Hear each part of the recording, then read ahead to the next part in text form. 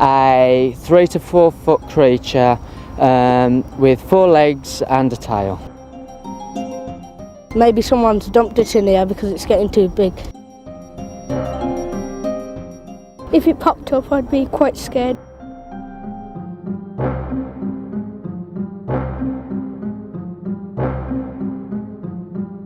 On April 7th, 1999, a short segment on the current affairs programme Midlands Today aired on BBC One in the Midlands area.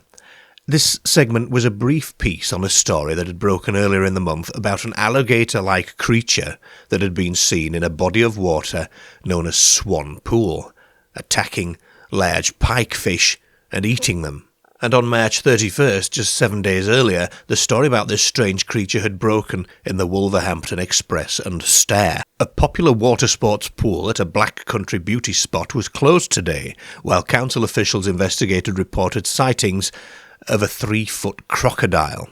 Anglers using Swan Pool in West Bromwich reported seeing a creature matching the description of a crocodile or alligator with 4 legs, a long tail and a long snout. People claim to have seen it devouring pike, and some fish have been spotted with lumps bitten out of them. Council officers have cordoned off the pool in Forge Lane, which is used for fishing, sailing and other water sports. They are also consulting experts from the RSPCA and Birmingham-based reptile rescue Proteus. The pool, which is part of Sandwell Valley Country Park, has been closed until further notice, and wardens are keeping people away from the water. The first sighting was reported yesterday by angler Mike Sinnott. He said, "I had some bread in my pocket and I went to feed the ducks. When I got to the edge of the pool, I looked down and thought, what a marvellously shaped piece of wood. But when a goose came to take a piece of bread, this thing came alive and went for the goose. I didn't want to tell my friends in case they thought I was going nuts." Leisure Services Committee Chairman, Councillor Jeff Lewis, said, "It is hard to imagine the mentality of people who would put something like this into a public pool. Our main concern is that youngsters are on holiday, and with forecasts of good weather for the weekend, we can't afford to do anything other than treat this with the utmost seriousness." RSPCA Inspector James Lucas said the weather had been mild enough for an alligator to survive. A council spokesman today added, "This is not an April Fool's wind-up. It is absolutely serious." Mike alerted Park Ranger Ron Smart, who described the creature as a long lizard, 2 to 2.5 feet long. It was very impressive to look at, but I don't think it was a crocodile. It was just a big lizard with 4 legs and a tail. I saw it for several seconds and got a good look. By April 1st, the number of sightings had risen to 10, and all activities at the pool had been suspended while experts undertook their investigations. The creature was also given the tag of non-native caiman, a member of the crocodile family. By April 2nd, the desire to keep people away from the pool had been thwarted by the hundreds of people who now flocked to the area in hopes of catching a glimpse of the creature. And April 3rd was just as busy. From 7 a.m, thousands of people were arriving at Sandwell Valley to try and spot the beast, which by now had become known as the Sandwell Vallegator. This enormous crowd posed quite a hindrance for the rangers, who were actively seeking out the creature. They considered the noise and sheer volume of people would cause any such animal to lay low rather than to show itself. Their only real plan was to wait until it got hungry again and surfaced to hunt for food. However, the story quickly switched up, and the official line began to state that the creature might actually be a salamander rather than an alligator. This determination was made after the council officers at Sandwell Valley had spoken to American experts who said it could well be a breed of salamander similar to those that lived in the Appalachian lakes, which are charmingly named hellbenders, colloquially. This theory was boosted by the fact that the population of birds and ducks had not decreased significantly, suggesting that the creature was not a predatory animal, as it were, though this jars somewhat with the reports from the first few days that said the creature was devouring pike and going after waterfowl in the area. It must have been quite a scene with so many people watching the waters as boat crews scoured the depths with torches and pike nets in an attempt to capture the animal. One curious thing is mentioned by rescue boat attendant Ricky Downs, who said, "We also had some guy who said he was an ambassador or diplomat, who showed us his diplomatic papers and offered to catch it, saying he had caught several alligators in his home country." The story ran throughout April and caught the attention of a Mr. P. Bryce, who was a member of the British Herpetological Society, who said, "With reference to the reptile at Sandwell Valley, I find it somewhat baffling when one considers the numerous educational and informative wildlife documentaries, films, etc. that have been running on television for years, that there can be any confusion over clarification as to whether a certain creature is of the crocodile family or not. I understand that this animal was originally identified as a caiman, a species of South American alligator, which, in terms of accuracy, would seem to be extremely specific. In other words, one would imagine that here is someone who knows what they are about. However, it appears that the creature has now not only changed species, but has moved into an entirely different order of living things, i.e. amphibians. This order includes frogs, toads, newts and salamanders. These are not reptiles, and unlike reptiles must spend the infant period of their life in water. There are a small number of salamander species that are quite large in comparison to most of the rest. The Japanese giant salamander can get to 3 foot, and the hellbender, or mud puppy, can get up to 2 foot. They are the two largest species. The hellbender, apparently the creature's latest identification, is a large aquatic amphibian that inhabits mainly the large river systems of Kentucky, Tennessee, Alabama and Mississippi. It is doubtful whether it would survive very long in this country.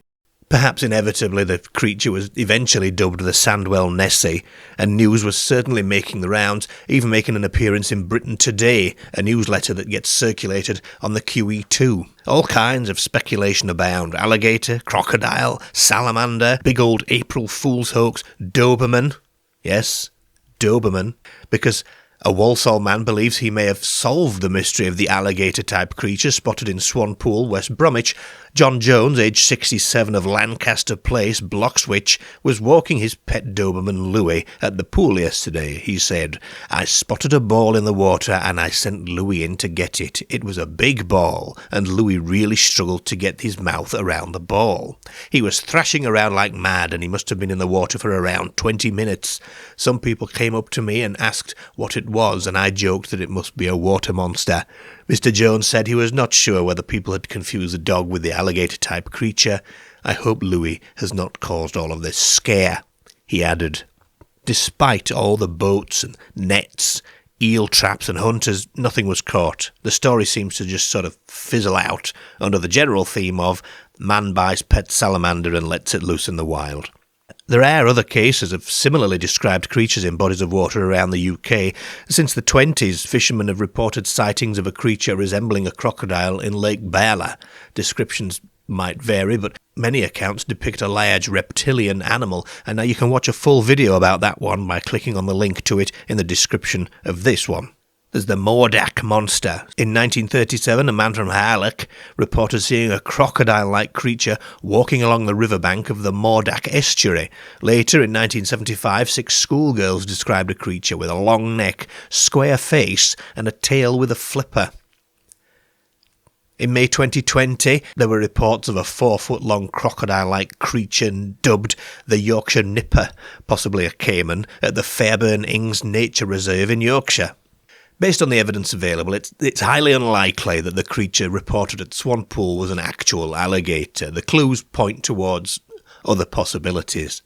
Alligators are native to warmer climates. They're not well suited to survive for long in the cooler temperatures of the UK, especially in early spring when these sightings are said to have occurred.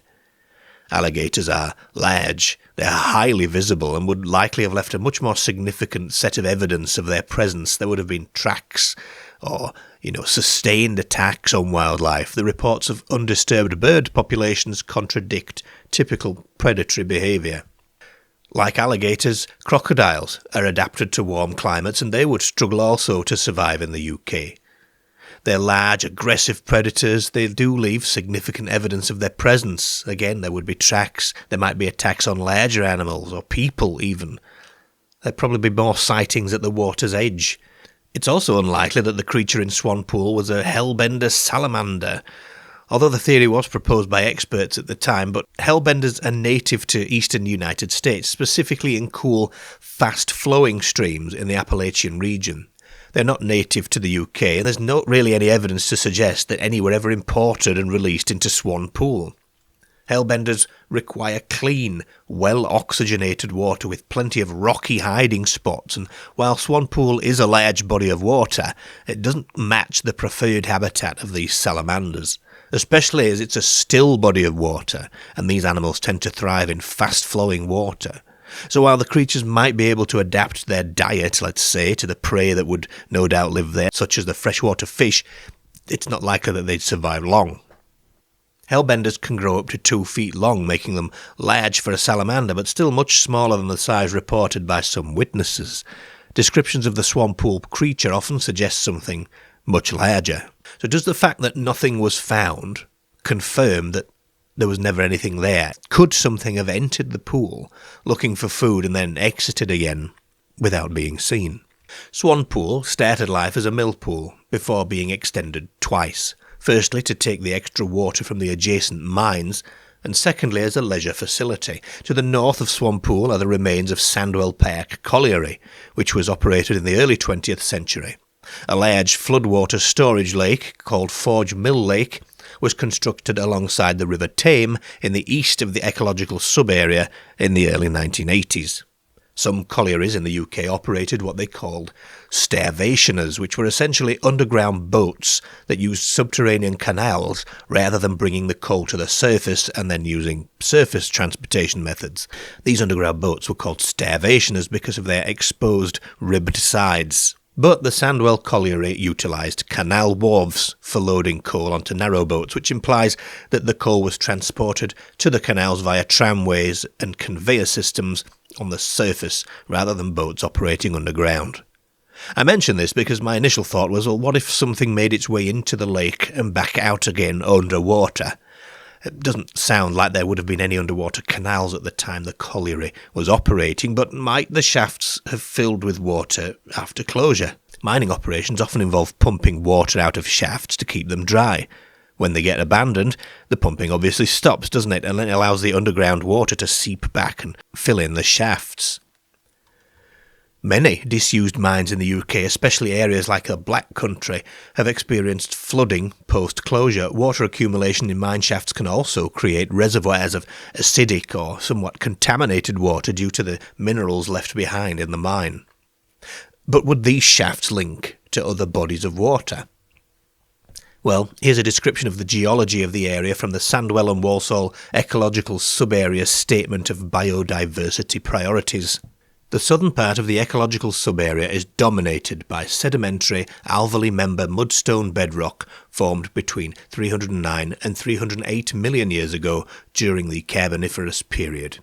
The northern part is dominated by Coalbrookdale Formation mudstone, formed between 433 and 427 million years ago during the Silurian period, with a small area of Pennine Lower Coal Measures Formation mudstone, siltstone and sandstone, formed between 319 and 318 million years ago during the Carboniferous period. In the central area, there is a formation of Pennine Middle Coal Measures Formation mudstone, siltstone and sandstone, formed between 318 and 309 million years ago during the Carboniferous period.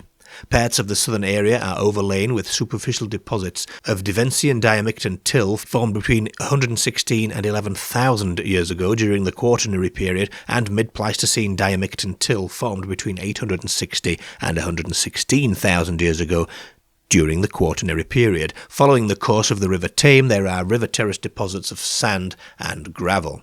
And what this really tells us is that there are significant layers of sedimentary rock formed during the Carboniferous period, which is known for its coal deposits, of course. This aligns with the history of coal mining in the region, doesn't it? Including, of course, the operations at Sandwell Colliery. These formations likely contain voids or tunnels from mining activities, along with naturally occurring coal seams, which contribute to a complex subterranean environment. The combination of sedimentary formations, the mining history and glacial deposits suggests a layered underground environment with potential for flooding of mine shafts, which we've already discussed, a risk of collapse of those mine shafts, which could lead to large underground voids, and aquifer formation, where the sandstone layers and river terrace deposits could create pathways or reservoirs for groundwater. All this suggests that there could be a theoretical case for underground water movement or tunnelling near Swan Pool that might then link to the River Tame. Now, there's no direct evidence of this, or speculation, of course, because that's what we enjoy on this channel as well, isn't it? And of course, I'm not about to launch any hydrogeological studies to try and find out. But what if some creature made its way in from the River Tame? The Tame joins to the Trent before terminating at the Humber estuary, so who knows what might have made its way along that watercourse, ending up in Swan Pool. If it was in fact an exotic pet that was dumped, then this would mean it wasn't necessarily dumped in Swan Pool. It could have been dumped anywhere along the Trent or Tame. Those hellbender salamanders, if it was one of those, they're not fans of walking on dry land. In fact, they can't. They've got to be in the water all the time, so they would have to have made their way there by means of water. A croc or an alligator could probably easily get out of the River Tame and spend some time in Forge Mill Lake and then wander off to Swan Pool across the golf course. They'd have to cross a busy road to get there, though. But were these things even readily available in the UK in '99? I mean, for people to purchase as pets, I mean. The following's from a 2004 report by the RSPCA.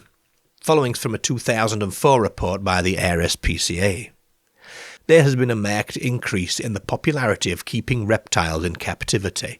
Of the reptile species protected under conservation regulations, 1.7 million were imported into the EU between 1990 and 1999, increasing from about 50,000 reptiles imported in 90 to about 200,000 by 1999. And in the 90s, the UK alone imported more than 226,000 reptiles and was the third largest importer in the EU after Germany and Spain.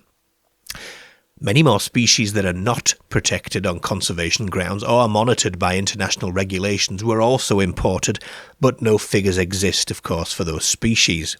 The same publication states the following as a non-exhaustive list of species rescued from owners who didn't know how to look after them.